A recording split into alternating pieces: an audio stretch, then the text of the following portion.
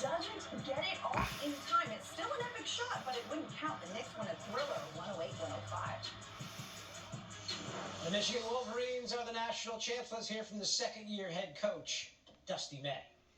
Yeah, one way to wrap up the 25-26 college basketball season with this group. I want to begin by thanking last year's team.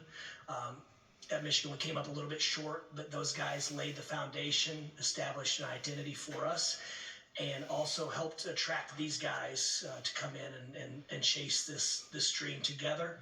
And secondly, I want to thank our FAU guys, the team and staff, that really, this is one time I'll make it about me, that really helped us grow together.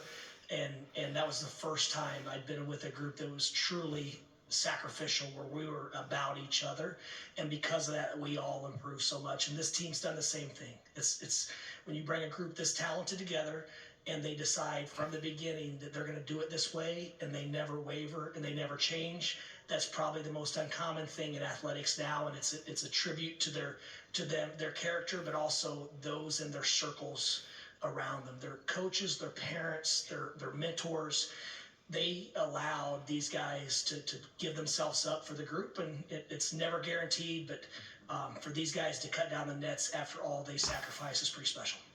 We're looking for questions for Elliot, Yaxel, or Trey first. We're going to go to the second row. Well, we can go to the first row first. We'll go to Mitch, then we'll go to the second row, then we'll go to the center. We're going to have a nice time, guys. Okay, thank you. This is for Yaxel and Elliot. The game wasn't a typical Michigan game in terms of your shooting, assists, 3 points. Almost none of that was going on. How did you guys find a way to sort of shift your game in the middle of the game to almost a wholly different identity and still win? Elliot first, please, then Yaxel. All year we've been just finding ways to win, and we made 2 threes the whole game. We wasn't making shots. We weren't. We had a couple assists, not as many as we usually do, but we constantly just been finding ways to win all year, no matter how everybody's playing. To piggyback off of that, early on in the season we went through our struggles offensively, trying to find our rhythm. What stuck out and what really brought us together was how unselfish we were eventually in those moments, and our defensive toughness. And whenever our offense isn't rolling, we find a way to make plays with our defense and make it lead to quick offense. Second row, same area of the room. Chris Battles with the Wolverine on 3. Yaxel, when did you know you were going to go? What percentage were you at? And were you a little bit tentative early, a little bit scared to move on that much? Yeah, I knew I was going to go as soon as I got back on the court. The first game, I knew there was no way I was going to miss this game no matter what was going on. I was very tentative this game. Yeah, I felt like I was, pretty much holding our team down. I felt like we could have been up by way more early in the game, later on in the game. I kept having opportunities to make plays, and I couldn't make the play. But these guys stuck with me no matter what. They all believed in me. I was trying to push through my mental and, physical battle I was dealing with myself. But, these guys really helped me out and helped me push through. Up front in the center. Tom Crawford, Press Pass, Fox 47, Lansing. This is for Yax. There was a time late in the second half, you came out, you looked frustrated. I saw it on a TV monitor. LJ kind of was motivating you at that moment and seemed like, and then you went in the game and you scored a couple buckets real quick. Since he had a similar injury, or he was perhaps share that conversation and what he has meant to you. Yeah, he was telling me to stop being so hard on myself. He was basically saying, like, I'm one of the reasons why we're here, like one of the biggest reasons that we got to this moment, and nobody's going to, downplay me or what I've done this year because of one bad game. So, he just kept telling me to keep going no matter what. He believes in me. All of us, the rest of the team has my back no matter what. And, just find a way to get easy buckets. Coach Joyner also came to me and talked to me about the Anthony Davis game where he was having a bad game and he found a way to, impact the team. So I just tried to find a way to do something to help the team out, and eventually it started working out. Up front on the left side. Steve Kornacki, the Kornacki Wolverine Report. Elliot, when you came here to this tournament, everybody was forecasting who would be the most valuable player in the tournament and such. And when you got the trophy, I know that trophy right there is what means the most to you. But what did it mean to you to be honored like that? Man, it means the world to me. I'm just so proud of myself, where I came from. Last year I was really down on myself. A lot of people doubted me, and I'm just so proud of myself for me to be able to say I was the most outstanding player and win a national championship at the same time. To the left of the aisle. Bob Winowski, Detroit News. Follow up to that, Elliot, down on yourself last year.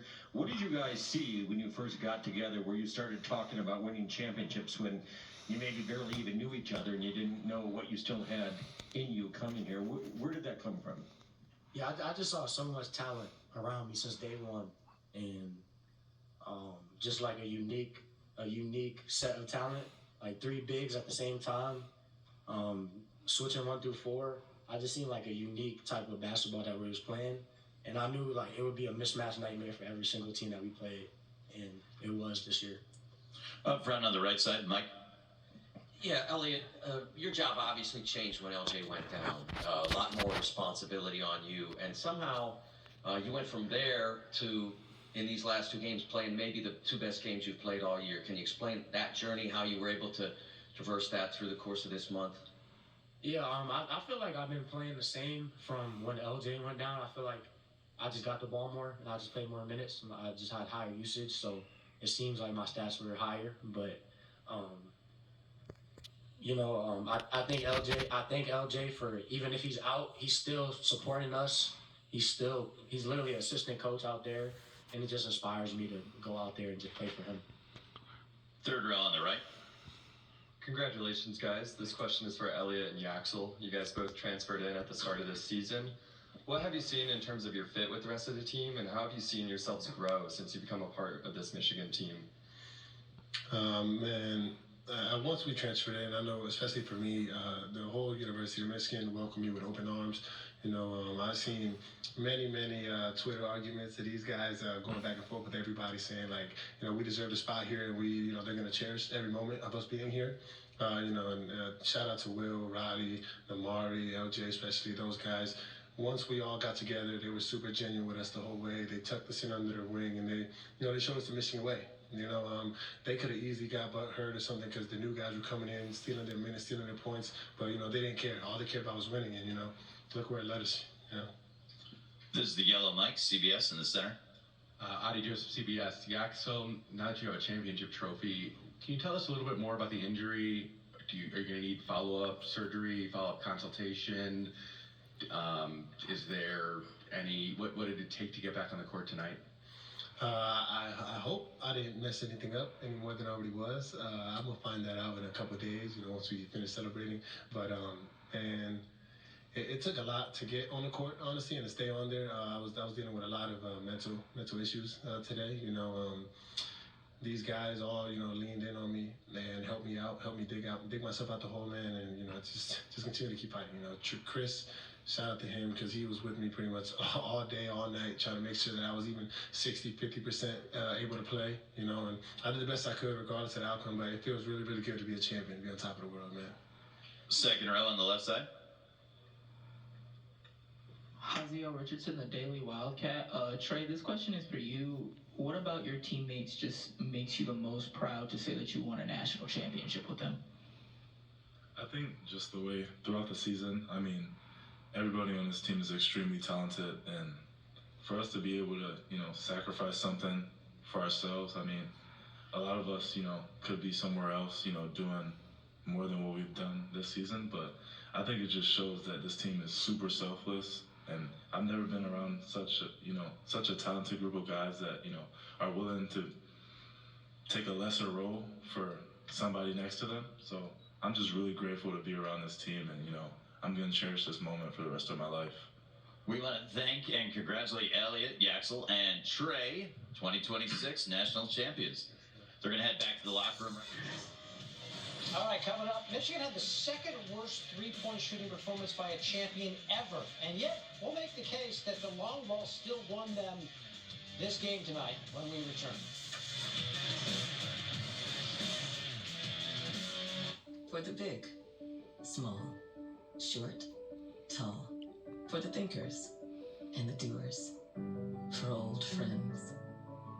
Coca-Cola, for everyone. Good luck going after our